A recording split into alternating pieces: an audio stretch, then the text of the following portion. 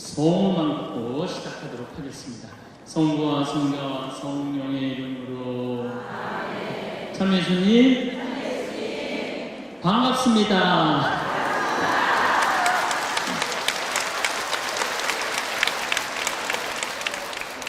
저는 중학교 1학년 때 세례를 받았어요. 그러면은 세례 받기 전에 저는 어땠느냐? 저는 초등학교 때 그 흔한 반장, 부반장 해봤던 적이 없어요. 우리는 초등학교 때 한 반에 70명이었기 때문에 줄반장도 굉장히 중요한 자리였어요. 근데 줄반장도 해봤던 적이 없어요. 저는 우등상도 타봤던 적이 없는 아이예요. 그야말로 볼품 없는 아이였어요. 성격은 어땠느냐? 우리가 4형제였는데 우리 집에 제가 막내였어요. 막내니까 성격이 까칠했어요. 나 하고 싶은 대로 다 했어요. 형들도 누나도 다 봐주고, 아버지, 어머니 좀 달랐지만은 내가 그 밥 먹다가 신경질이 나면은 숟가락 밥그릇 던지는 건 예사가 아니었어요. 그냥 던졌어. 그냥 어떨 때는 상도 둘러엎고 그랬어요. 그럴 때마다 어머니한테 무지하게 두들겨 맞았죠. 안 죽을 만큼 두들겨 맞았죠. 안 죽을 만큼. 근데 한 번은 초등학교 2학년 때, 이건 아주 유명한 사건이 난 인생에 많았는데, 초등학교 2학년 때 아마 그땐 밥 먹을 때가 아니었나 봐. 신경질이 나갖고 딱 문을 열고 나왔는데 찰게 없었던 거지. 신경질이 나는데. 근데 마침 뭐가 있었냐면 요강이 마루에 있었어. 요강이 마루에 있어갖고 딱 보이는 거 요강이잖아요. 그래서 초등학교 2학년 아이가 있는 힘을 다해서 요강을 찼어요. 근데 마침 그때는 우리 집안 식구가 다 있었어. 그러니까 만약에 요강이 딱 떨어져서 깨지면 나는 어머니한테 그날 맞아 죽는 날이야. 온 집안 식구가 저는 오늘 맞아 죽는다. 그런 눈으로 봤는데 딱 요강을 찼는데 놀랍게도 요강이 시멘트 바닥에 딱 떨어지면서 굴르기 시작하는 거. 또르르 딱 쓰더라고요. 얼마나 온 집안 식구가 어이가 없었는지 다 웃고 끝났어요. 어머니가 그 얘기 내가 지금도 기억하고 계세요. 우리 시부님이 초등학교 2학년 때 요강 발로 찬 거, 그 요강 아직도 안 버렸대요. 아직도. 그래갖고 이렇게 씻어서 지금 우리 집 지하 창고에 놔놓고 계시다고 그러더라고요. 정말로 내 생각엔 까칠했던 것 같아요. 지금도 우리 이모도 그런 말씀을 하시는데, 내가 6살 때인가 7살 때 우리 수원이었고 우리 외갓집이 서울 서초동 어마어마하게 잘 살았어요. 우리 외갓집 수영장도 있는 집이고 막. 그런데 어쨌든 그때 외갓집에를 갔는데 내가 조금 어렸을 때 땡깡을 폈나 봐요. 그랬더니 외할머니가 우리 집은 뭐 그땐 전세 살았는데 외갓집은 뭐 수영장 있는 집이니 내가 기가 좀 죽긴 죽었나 봐요. 근데 외할머니가 너 이놈 새끼야 지랄하지 말고 사과나 먹으라고 사과를 바닥에 던져줬어. 근데 그걸 내가 못 받아들이겠더라고요. 얼마나 자존심이 상했는지 어머니 머리 끄댕기고 내려가자고. 나 이놈의 집에 있고 싶지 않다고 내려가자고. 그래서 어머니는 밥도 못 먹고 수원으로 내려왔던 적도 있어요. 그때 우리 이모들이 그래. 저놈 보통 놈 아니다. 저놈 보통 놈 아니다. 그렇게 아주 까칠했어요, 제가. 그런데 중학교 1학년 때 세례를 받으면서 나는 내 인생에 어마어마한 거울을 만난 거예요. 어떤 거울을 만났느냐면 예수 그리스도라는 거울을 만난 거예요. 예수 그리스도라는 거울을 비춰보니까 내가 이러고 있더라고.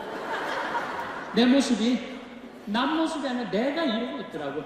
남에 대한 배려도 할 줄 모르고 사랑도 할 줄 모르고 이해심도 없고 이기적이고 지랄 맞고 아주 볼품이 없는 인간이었어요. 그러면서 자꾸 나 자신을 들여다보기 시작했어요. 정말로 부끄럽더라고요. 더욱이 예수님은 그 어린 나이에 중학교 1학년 때 예수님이 십자가에 못 박혀 나를 위해서 돌아가셨다는 게 얼마나 나한테 감동적이었는지 몰라요. 감동적이지 않아요, 여러분들? 남도 아니고 나를 사랑하기 때문에 저 고통을 겪으신 예수님. 그런데 도대체 나는 뭐하고 살았느냐? 나 하고 싶은 대로 신경질 부리는 대로 다 부리고 집안 식구한테 땡깡 피우고 다 피고 남 함부로 판단하고 정말로 나 자신이 볼품이 없더라고요. 그래서 저는 저를 계속 들여다보기 시작했죠. 예수 그리스도라는 거울에. 그러면서 저는 15살에 사제가 되기로 결심을 해요. 내 인생이 너무 많은 영향을 미친 주님의 제자가 되어야 되겠다. 그래서 15살에 뜻을 세운 거죠. 공부하겠다는, 사제가 되겠다는, 지우학한 거예요. 공자님 말씀대로 15세의 지우학한 거예요. 뜻을 세운 거예요. 내가 사제가 되겠다고 뜻을 세우고 나니까 내 인생에 대해서 고뇌하게 되더라고요. 고뇌. 여러분들 인생에 고뇌해야 돼요. 소크라테스는 뭐라고 그러냐면은 자기 삶에 대해서 고뇌하지 않는 인간은 인간이 아니라고 그랬어요. 자기 삶에 대해서 내 삶이 지금 잘 살고 있느냐, 잘 살고 있지 않느냐, 삶은 가치가 없다고 그랬어요. 가치가. 여러분들은 지금 살고 있는 삶이 가치 있어요, 가치 없어요? 고뇌해야 돼요. 내가 정말 가치 있는 삶을 살고 있는가? 저는 사제가 되기로 뜻을 세우면서 내 인생에 대해서 고민하게 되더라고요. 첫 번째 고민이 뭐였느냐면 여자 문제였어요. 여자 문제. 중학교 2학년 때 사춘기 아니에요, 사춘기. 그때 처음으로 성당 누나들 교복 입고 오면 가슴이 눈에 보였어요. 그 너무너무 아름답고 정말 성적인 게 아니고 너무 예쁘고 아름다운 거야. 엉덩이, 다리 다 예쁜 거야. 그런데 신부가 되려면 어떻게 해야 돼? 다 포기해야 되잖아요. 그게 쉬운 일이 아니더라고요. 사자가 되기로 결심하는데 걸림돌이었어요. 여러분들 자녀들 가운데 초등학교 때 우리 신부님 돼야지, 신부님 돼야지, 나 나중에 신부님 될 거야, 다 그렇게 하잖아요. 근데 어느 날 갑자기 그 얘기가 쏙 들어가. 그게 언제냐면 중학교 2학년이에요. 그 사춘기가 시작되면서 여자가 눈에 들어오는 거야. 자신이 없거든. 그러니까 95%가 다 포기하는 거야. 그때 중학교 2학년 때 다 포기하는 거야. 근데 나도 그게 굉장히 큰 걸림돌이더라고요. 그리고 두 번째 고민은 뭐였느냐면 저는 어머니한테 많이 두들겨 맞고 자랐죠. 그렇지만 사랑하는 거 알죠. 내가 또 성격이 지랄 맞은 것도 알고, 나는 내가 생각해도 맞아도 싸. 맞아도 싸. 그리고 아버지는 나한테 손 한 번을 안 대셨어요. 손 한 번. 그렇게 지랄 맞은 성격인데도 항상 따뜻하게 웃어주시고 안아주시고, 정말 저는 참 부모라는 은인을 잘 만난 사람이에요. 지금도 아버지하고 온천을 가면은 아버지가 86인데 내 등을 밀어줘요. 등을. 아버지, 내가 나이가 50이 넘었어요. 이제 내가 밀어드릴게요. 아유, 우리 막내는 내가 밀어줘. 나는 내가 밀을 줄 알아. 그러니까 아버지는 아직도 내가 막내로 보이는 거야. 당신 86이라는 거 생각 안 하고. 그러니까 어렸을 때 이 부모님이 참 고마웠어요. 그래서 내가 항상 성당 다니기 전에는 내가 뭐라면, 어머니 아버지 조금만 더 고생하라고, 내가 커서 장가 가서 도라모통 같은 섹시 얻어서 내가 효도할 테니까. 왜 내가 효도할 생각을 안 하고 도라모통 같은 섹시를 데려다가 효도할 생각을 했는지 몰라. 참. 그리고 내가 초등학교 때 사실은 봐둔 여자도 있었어요. 초등학교 때. 지금 시집 가고 시부모한테 잘하고 남편한테 잘하고 애들 잘 키우더라고. 그러니까 내가 보는 눈이 있었던 거지. 내가 보는 눈이 있었던 거지. 그런데 그 부모님을 떠나야 된다는 거, 큰 숙제더라고요. 내가 이제 그때 한 30년 전, 35년 전이죠. 그때는 우리 이렇게 들었거든요. 신학교 들어가면 집하고 끝나는 거라고. 집을 떠나는 거라고. 그게 쉽지가 않더라고요. 또 나한테 어려운 숙제가 뭐였느냐면은 내가 자손 없이 이 세상 홀로 떠난다는 거. 그때 성당을 안 다녔으니까 개념 자체가, 우리 아버지가 신학교 반대하시면서 하는 얘기가 내가 조상님 무슨 낯으로 보느냐 이거야. 너 때 가고 대가 끊어진다는 거야. 내가 막내인데 끊어지면 어떻다고 그걸 가지고 그냥 울며불며 아버지가 나한테 그러셨어요. 그런 게 쉽지가 않더라고요. 그래서 내 삶에 대해서 고뇌하는 거죠. 여러분들 신부님 다 살았는데 이게 무슨 고뇌냐. 사는 대로 사는 거지 뭘. 근데 여러분 지금 60대신 분들 몇 년 더 남았느냐면 60년 더 남았습니다.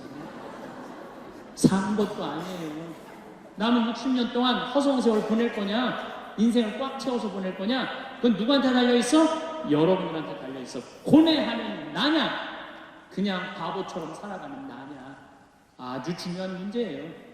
신학교 딱 들어갔어요. 신학교 딱 들어갔는데 신학교 들어가기 전에 내가 세상에 제일 똑똑한 줄 알았어요. 세상에서.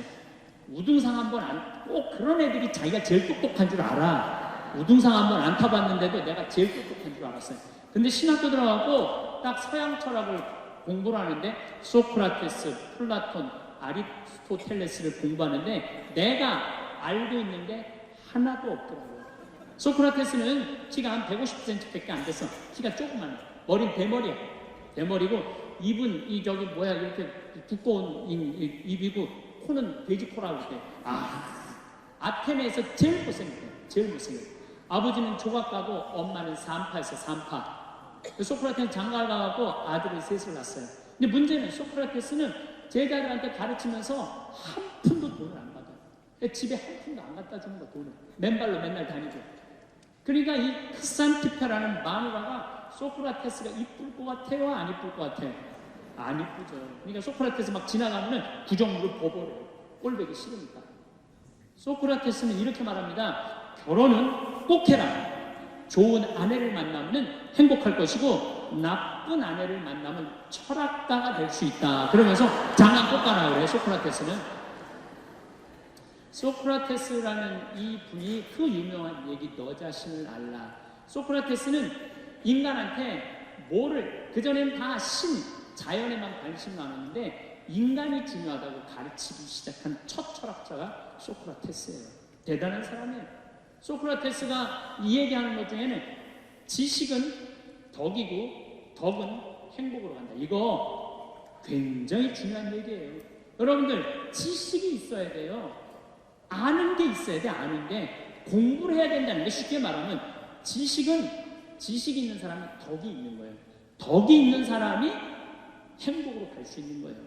근데 여러분들 지금 소크라테스 말에 의하면 공부해야 된다는 거예요. 플라톤 국가론에 보면 뭐라 그러냐면 정직한 것이 행복하다고 해요. 정직한. 저는 요즘 그 말 참 많이 묵상해요. 그래, 정직한 게 행복한 거. 어제 그 청문회 보면은 참 나는 그분들 별로 행복해 보이지 않아요. 정직하지 않잖아요. 서로 다 정직하지 않잖아요. 그래서 여러분들 돈 많은 거 부러워할 거 하나 없어. 뭐 좋다고 그런데 또 나가갖고 그 창피를 당하고 그래요. 그냥 정직하게 사는 거죠. 서양 철학 칸트 같은 경우는 이 칸트라는 사람은요 정말 이 사람 책을 읽어보면은 순수이성 비판, 실천이성 비판, 판단력 비판이라는 건데 순수이성 비판에서는 신에 대한 얘기를 안 해요. 도덕 얘기만 해.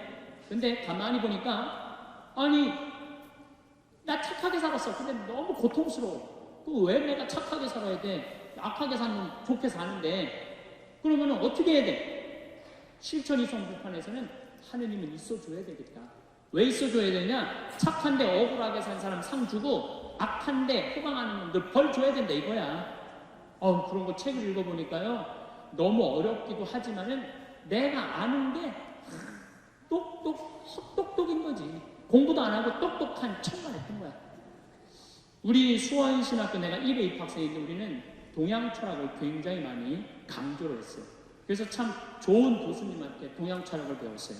동양 철학을 배우면 공자, 맹자, 무슨 장자, 순자, 한비자, 노자, 이런 분들의 철학을 배워보니까요 사람 사는 도리가 그 안에 들어있더라고요. 사람 사는 도리가 그 안에 들어있는 거야. 소크라테스는 71살에 죽어요.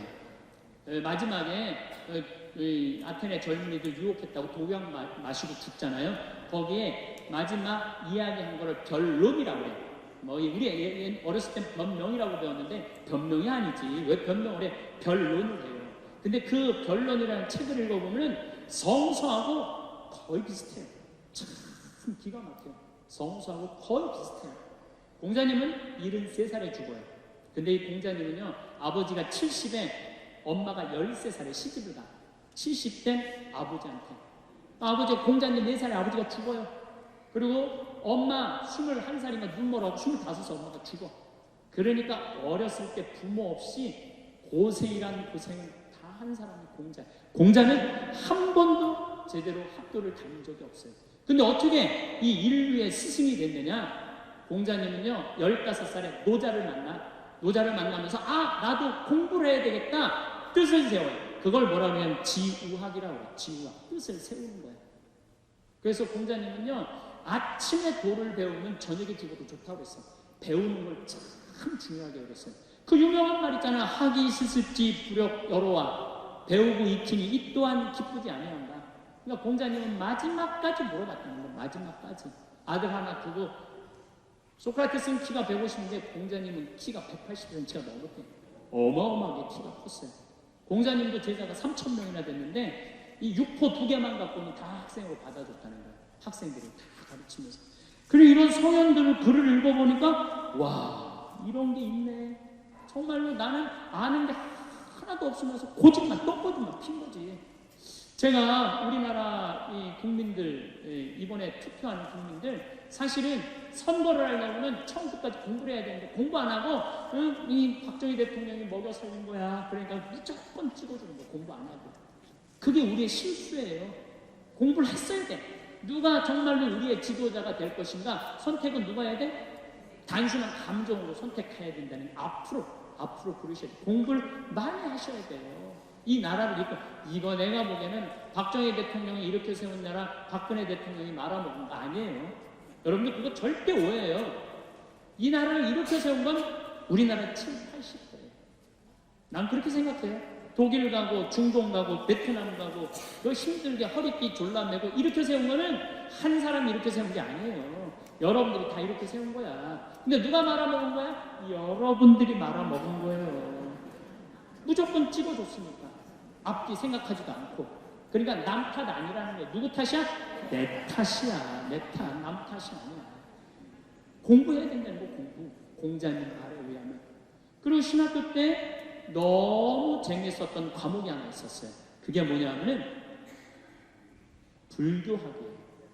우리 신학교는 고맙게도 불교학을 1년을 배웠는데 누구한테 배웠느냐 하면 스님한테 배웠어요.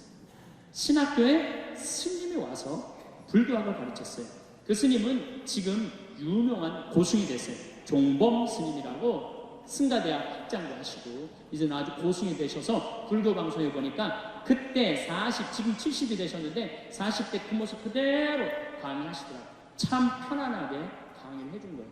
근데 부처님은 결혼해갖고 29에 집을 뛰쳐나가죠. 그래갖고 6년 동안 수련을 하죠.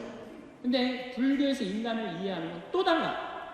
불교에서는 인간을 뭐라고 그래? 사고팔고라고 그래. 사고팔고. 인간을, 사고는 뭐냐면 생로병사. 이게 사고예요. 팔고는 뭐냐면 원증회고, 미운 놈 다시 보는 고통. 여러분 어때요? 인생 살면서 미운 놈 다시 보는 거 좋아요? 싫어요? 싫죠? 성당에 딱 늦게 갔는데 빈자리가 딱 하나 있어. 아유, 빈자리 있네. 딱 섰는데 옆에 딱 보니까 내가 성당에서 제일 싫어하는 인간이 옆에 있는 거야. 나 욕하는 인간. 이때부터 마음이 괴로워요. 어떻게 괴로우냐면은 네 사고 보고 하나도 생각 안 나. 평화의 인사 때 웃으면서 할까? 인상을 쓰면서 할까? 차라리 나가버릴까? 괴로운 거예요. 원증회고, 미운 사람 다시 보는 거, 고통이라는 거. 싫어하는 일 하는 것도 고통이라는 거예요. 그 원증회고에 들어가요. 사람이요, 정말 힘든 게 뭐냐면 싫어하는 일 계속 하는 거. 그게 참 힘든 거예요.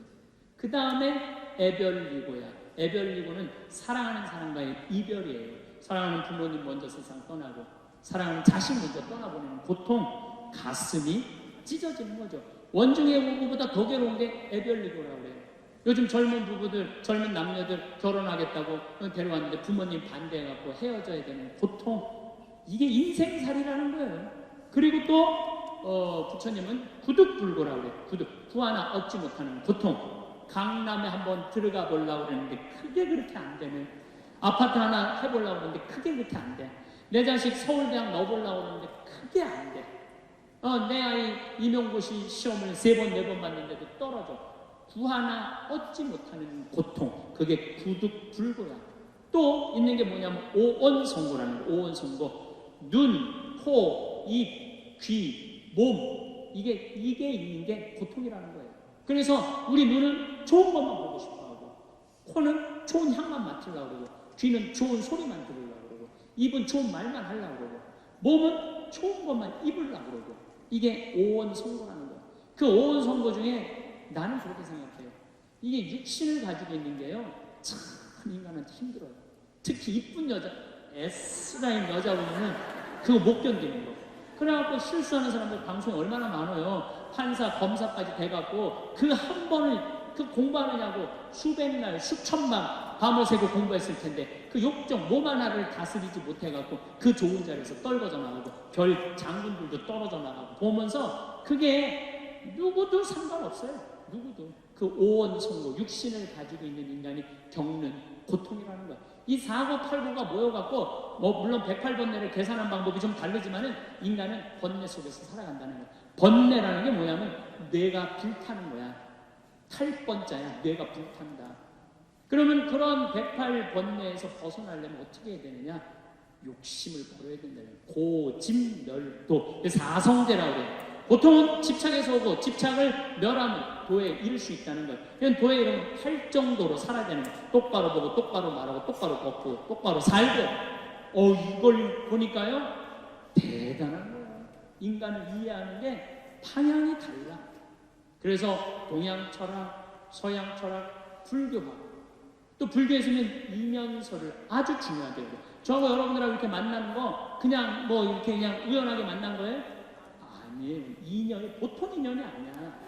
보통 인연이 한 거비를, 불교에서는 한 겁의 세월을 뭐라 하냐면 이 명동성당만한 바위를 비단으로 도는 거예요. 그래서 그 바위가 다 사가 없어지는 걸 한 겁이라고 해요. 연도수로 따지면 한 겁이 얼마냐면 4억 3,200만 년을 한 겁이라고 해요. 저하고 여러분들하고 지금 몇 겁이 쌓여갖고 만난 건지 알아요? 3겁이 쌓여갖고 만난 거예요. 보통 사이가 아니야 지금 우리가. 그래서 12지 연기론이라고 굉장히 이것이 있음으로써 저것이 있고 저것이 없음으로써 이것이 없고 하여튼 복잡한 얘기예요. 근데 그런 것들이 이 인간을 이해하는 방법이 이런 방법이 있구나. 근데 난 신학교 때 제일 재밌었던 과목이 무속학이에요. 무당에 대해서 배웠어요. 무당에 대해서 배웠는데 무당은 세습무가 있고 강신무가 있어요. 이 충청도 아래쪽은 세습무야. 다 엄마 아버지가 무당이면 배워서 무당 되는 거야. 이상의 북쪽은 신이 내려요. 실질적으로 신이 내리는 무당들이 있어요. 저쪽 세계의 혼이 인간 세계를 다스리는 경우가 참 많아요. 막 신이 내리면은 내가 안 받아들이려고 해도 신병을 알아. 어쩔 수 없이. 그래갖고 내린 것을 할 수밖에 없어. 그리고 죽은 사람들 위로하는 것을 이 진호구굿이라고 해요. 씹김굿이라고도 그러고.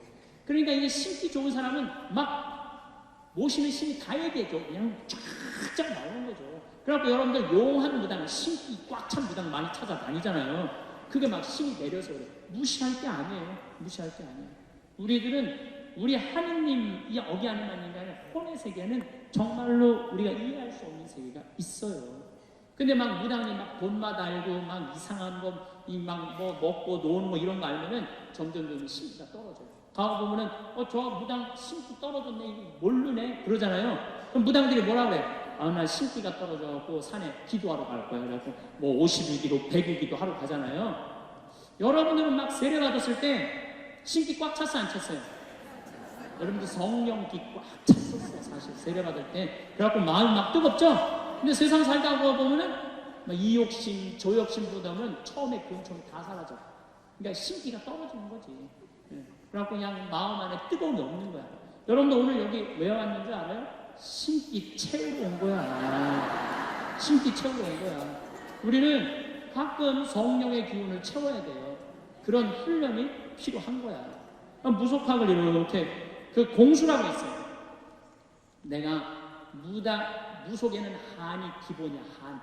한을 풀어주면은 이 세상 사람들이 복을 받는 거야. 그래서 기복신앙이래. 기도해서 복 받는다.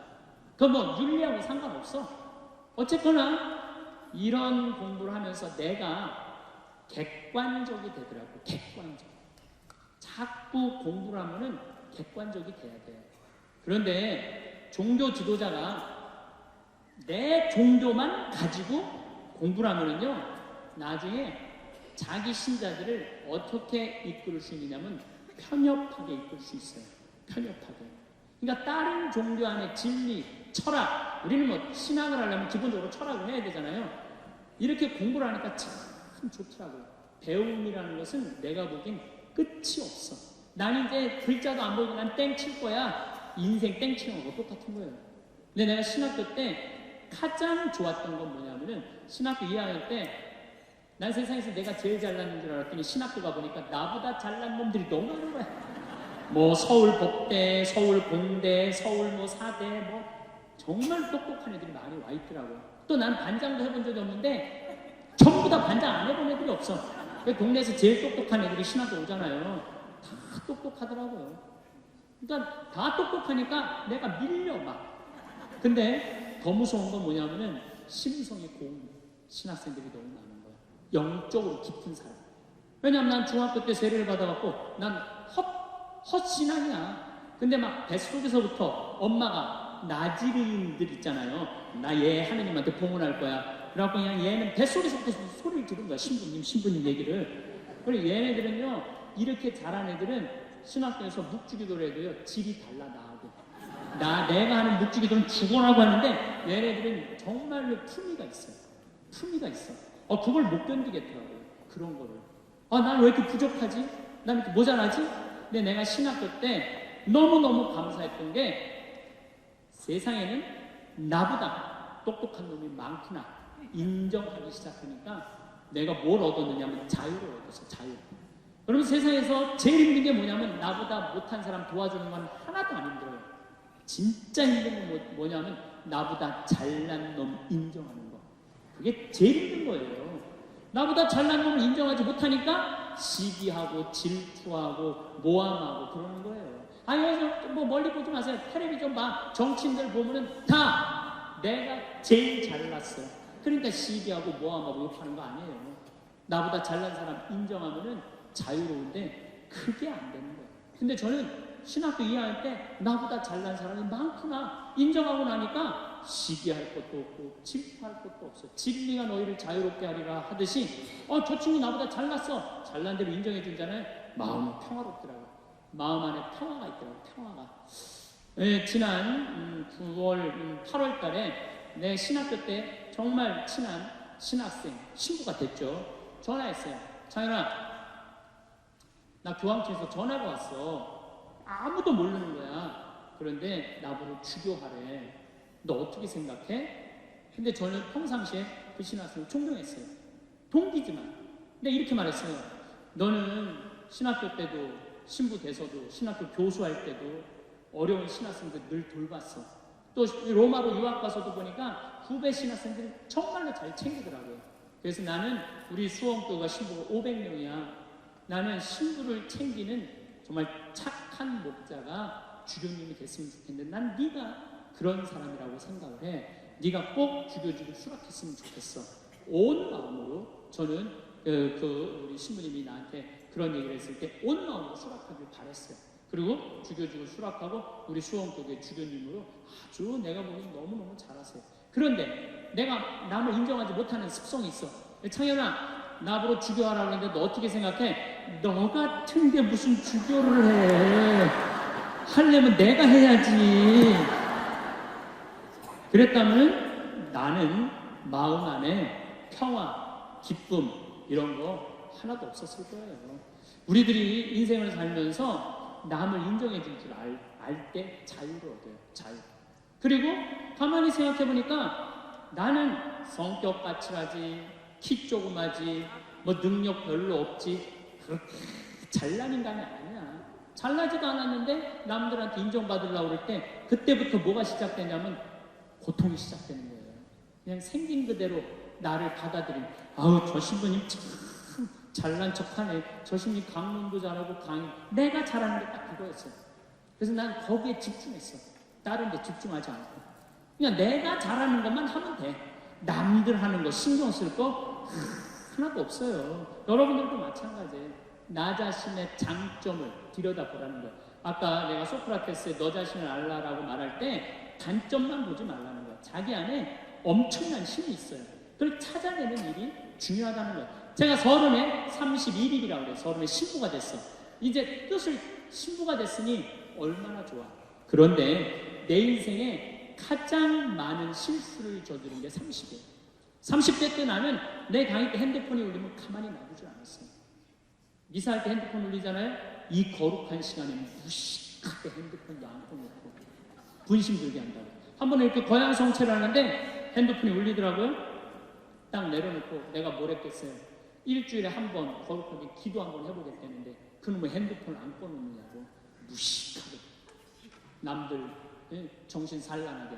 근데 미사가 끝났는데 자매 하나가 와서 신부님 죄송하다는 거예요. 뭐가 죄송하냐면 우리 남편 핸드폰이라는 거예요. 그래서 남편 핸드폰이면 남편이 와야지 왜 당신이 오냐? 남편이 손이 없냐? 발이 없냐? 입이 없냐? 그랬더니 이 자매 하는 말이 신부님 우리 남편은 청각장애가라는 거예요. 따라서 말도 못하는 거예요. 항상 진동으로 해놓는데 풀린 거예요. 풀리고 난 다음에 자기도 모르고 아내도 몰랐던 거예요. 너무 죄송하다고 신부님 미사 때 분심 들게 해서. 내가 그날 이후부터 지금까지 내 강의 때 핸드폰 눌러도 한 번도 신경들을 부린 적이 없어요. 한 번도. 근데 30대 때는 그랬어요. 그리고 내가 지금 50이 돼 보니까 이 바지에서 울리는지 내 바지에서 울리는지도 모르겠더라고요. 한 번은 춘천 수무숲 성당이라는 곳에 강의를 갔는데 막 강의를 시작하는데 핸드폰이 막 울리더라고요. 그래서 내가 얘기했죠. 나는 내 강의 때 핸드폰 울려도 한 번도 신경질을 부린 적이 없다고. 그런데도 계속 울리는 거예요. 기분이 싸해. 보니까 내 바지에서 울리는 내 바지에서.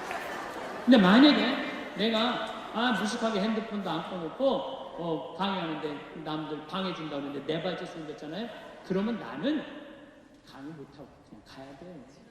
그런데 30대 때는 보이는 대로 지적했어요. 교우들 잘못하면은 바로 그 자리에서 혼냈어요. 교우들 잘못. 성체할 때도 여러분들 성체는 왼손이 올라와서 오른손으로 영해야 돼요. 그렇죠? 근데 어떤 교우들은 오른손을 올려갖고 왼손으로 영하는 교우들이 있어요. 그럼 잘못된 거죠. 왜냐하면 이 오른손이 거룩한 손이니까 오른손으로 영해야지. 근데 손이 바뀌면은 지적해주지도 않아. 그냥 손바닥을 내리치는 거예요. 똑바로 하라고. 쫙 소리가 나잖아요? 그럼 뒤에 성체 영화로 나오는 교우들이 내가 굉장히 무서웠으니까 보면 어떻게 하고 나오느냐면 이러면서 나오는 거예요. 마지막에 와서 틀려 또 보면은 30대 때는 정말 그랬어요. 30대 때는. 근데 40대 때는 생각을 해보니까 주부들이 손목 관절염 있는 주부들이 있어요. 그러니까 이게 안 돌아가는 거야. 안 돌아. 그러니까 반대로 하는 거예요. 근데 30대 때는 그런 걸 몰랐어요. 그냥 원칙대로 하는 거예요. 원칙대로. 그냥 손바닥을 내리치고 그 짓을 했죠.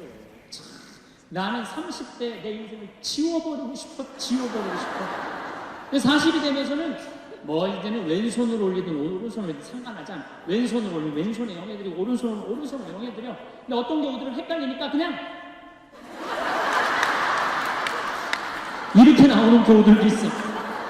그럼 내가 어떻게 하는 줄 알아? 그냥 정가운데다 영해드려. 정가운데다. 30대 때는 주교님 욕도 가장 많이 한 게 30대. 주교님 욕도. 왜 성당을 분가를 하냐. 교회 정신에 어긋났다. 그리고 30대에 내가 처음 본당 신부로 갔는데 교우가 4,000명. 근데 사실은 신학교에서 공부했지 사회 경험이 뭐가 있어요. 근데 이 교우들은 막 교수들도 있고 박사들도 있고 무슨 국회의원도 있고 군수도 있고. 근데 이게 내가 모르는 척하고 잘 모르는 거 하면 내가 눌리잖아요. 그럼 무조건 아는 척하는 거야. 무조건. 아는 척하고 틀려도 일단 웃기는 거야. 따라오라고. 30대 때는 정말 그랬어요. 30대 때는. 참 내가 보기엔 참 한심한 시간을 보냈죠. 30대 때 가장 후회되는 게 사람을 만날 때 목적으로 만났어요. 무슨 얘기냐면 군수, 국회의원, 돈 많은 사람들 만나면 나 환경운동하는데 저 사람 좀 도와주지 않을까? 그래서 참 시간 만들어서 만나주고 저 교우들이 그냥 평범한 교우 나 바쁘다 그러고 그런 사람들이 만나자 그러면 그냥 시간 내서 만나고 정말로 지워버리고 싶은 내 모습 중에 하나가 있어요. 30대 때 이립은 했으나 성숙하지 못한 나이였죠. 쓰긴 섰지만은 성숙하지가 않았어요. 30대 때. 그러니까 30대 때는 배신도 많이 당했어요. 배신을 왜 당했겠어? 내가 바라는 게 많은데, 부자들 막 오면 신부님 내가 좀 도와줄 수 있을 것 같아요. 뭐 땅이 팔리면 뭐 도와줄 수 있을 것 같아요. 그래갖고 계속 만나고 밥도 먹고 그러는데 이놈의 땅이 팔리지도 않고 도와줄 생각도 안 하는 거야. 30대 때 그랬어. 30대 때 이렇게 생각해보면 나 혼자 잘난 척하고 아는 척하고 있는 척하고 그랬던 세월이 내 30대. 그리고 30대 때는 듣지도 않았어요. 그냥 내 말하기 바빴어. 내 말하기 바빴던 게 30대 내 인생이었죠. 30대는 무슨 일을 많이 할까? 일에 매달렸어요. 그래서 저는요 30대 때 일 많이 했어요. 빈병 모으기 운동을 했는데 한 달에 20만 병씩 모았어요. 20만 병씩. 그냥 막 일에 매달렸어요. 일에. 그리고 무슨 폐식용물 모아갖고 하면 막 경기도에 있는 아파트에 그냥 폐식용물 설치하고 막 트럭 5대 막 4대 해갖고 일에 매달렸어요. 일에. 그러니까 30대 때 내가 뭔가 미쳐서 산 것 같아. 미쳐서. 근데 지금 생각해보니까 지금은요 일에 안 매달려요. 일을 많이 하는 건 아무 의미가 없더라고요. 때가 되면 다 두고 떠날 거야. 일에 매달리면 행복하지 않아. 뭐가 행복하냐면 그냥 행복하면 돼. 오늘 행복하면 돼. 오늘. 일은 중요한 게 아니야. 오늘 행복해갖고 일이 되면 좋은 거고 안 되면 말고. 30대 때는 일 때문에 오늘의 행복을 내가 포기한 시기가 30대. 40이 되면서 내가 부록에 나게 돼. 40이 부록이라고 해요. 부록. 이 부록이라는 게 무슨 뜻이냐면 유혹이 없는 나이야. 흔들림이 없는 나이야. 의심이 없는 나이야. 40이 딱 되고 보니까 주교님들이 이해가 되더라고요. 주교님들이 우리 수원교구 신부가 500명인데 그 중에 잘 사는 신부들도 있지만 사고 치는 신부들이 얼마나 많아. 여자 문제, 돈 문제, 교우들하고 싸우는 문제, 정말 복잡하겠더라고요. 그 500명의 신부들을 관리하려고 그러니 주교님들이 얼마나 머리가 아파요. 이해가 되더라고요, 주교님이. 그래서 내가 40살 이후에 그런 주교질이 얼마나 어려운 걸 이해하고부터는 주교님을 욕한 적이 한 번도 없어요. 이날 이때까지. 이해가 되니까. 그리고 유혹이라는 게 뭐예요? 불혹이라는 게 뭐예요? 신앙에서도 별로 유혹받을 게 없어. 하느님에 대한 확신.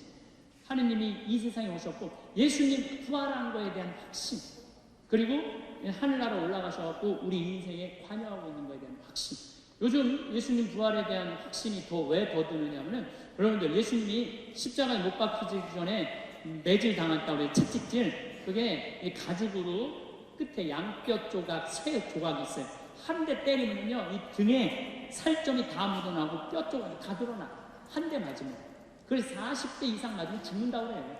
근데 예수님이 그 40대 39대를 맞았다는 거야. 그러니까 예수님 십자가에 올라가기 전에 이미 이 피가 너무 많이 흘러갖고 등에 살점이라는 게 거의 없는 상태야. 그리고 십자가에 매달렸을 때 손바닥에 못 안 박아요. 손목에 박지. 왜냐하면 떨어지니까. 이건 찢어져서 금방 떨어지거든. 손목에 박으면 온갖 신경, 동맥, 정맥 다 지나가는 거야. 이 뼈가 양쪽에. 그리고 그 숨 쉬고 이런 게 너무너무 힘들어갖고 숨이 막혀 죽는 거거든요. 그 마지막에 옆구리에 창을 찔르니까 피를 얼마나 많이 흘렸으면 물이 나왔어. 물이. 피를 너무 많이 더 이상 흘릴 피도 없어. 근데 3일 만에 부활했잖아요. 3일 만에 부활을 했다고 3일 있다가 이제 계속 마리아 막달레나한테도 나타나고 베드로하고 요한한테도 나타나고 막 그러잖아요. 내가 보기에는 그 정도 맞았으면 3일 후에 부활하고 난 다음에 1년은 누워 있어야 돼. 그렇지 않아요? 1년은 누가 보기엔 누워 어딜 돌아다녀. 근데 막 갈릴레아도 갔다가 막 여기도 갔다가 무슨 엠마오도 막 그러잖아요. 확실히 우리가 생각하는 것과 다른 모습으로 부활하신 거예요. 우리가 생각하는 거 완전히 다른 모습으로 부활하셔서 제자들한테 11번 나타나시거든요. 그러니까 나는 그런 미혹되는 게 없는 나이가 40이 돼서 참 좋더라고요.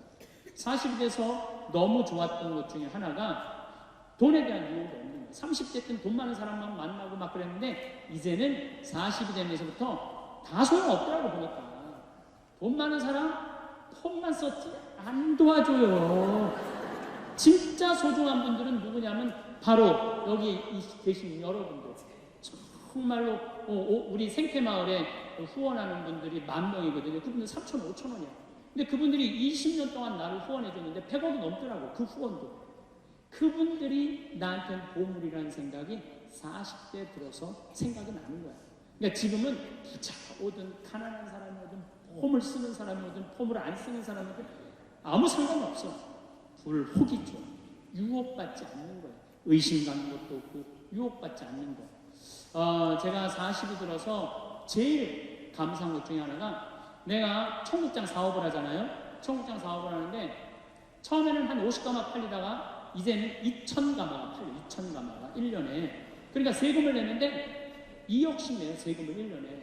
근데 카드로 살 때는 세무서에 신고가 되는데 카드로 안 사는 거는 신고가 안 되잖아요.